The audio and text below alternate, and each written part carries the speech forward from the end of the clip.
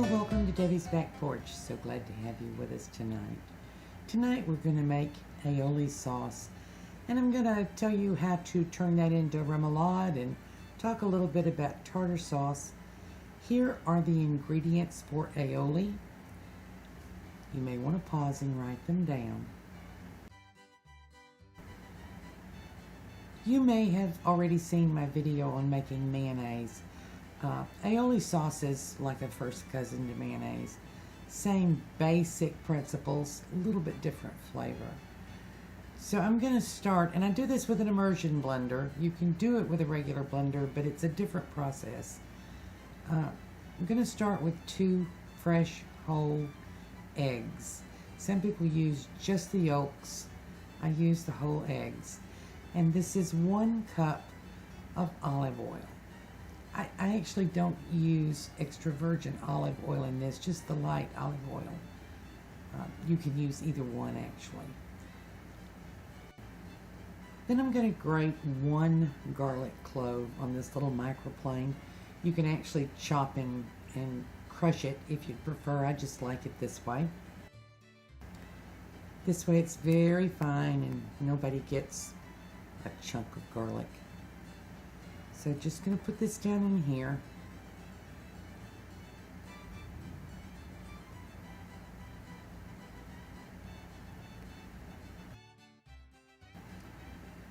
Then I'm going to squeeze in about a tablespoonful of fresh lemon juice.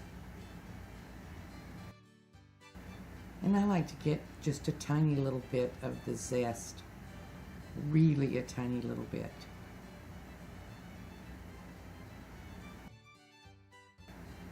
This is a teaspoonful of powdered mustard. You can use prepared mustard, but this is better. And about a 1/4 teaspoonful of salt. And a healthy pinch of parsley, because I don't have a healthy pinch of tarragon, which would be my choice.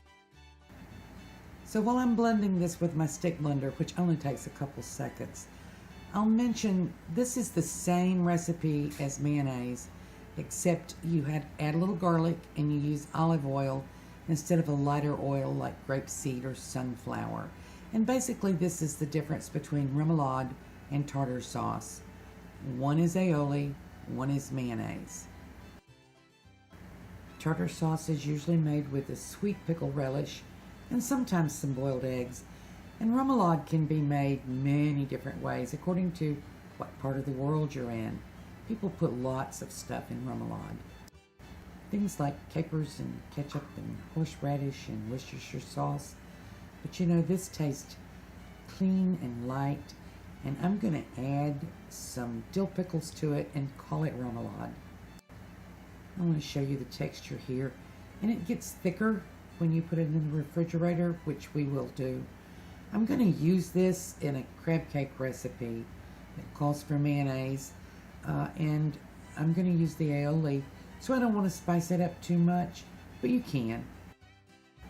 Depending on your part of the world, remoulade can mean many different things. So to my basic aioli sauce here, I'm going to add some chopped up homemade dill pickles, and it is the basic remoulade sauce.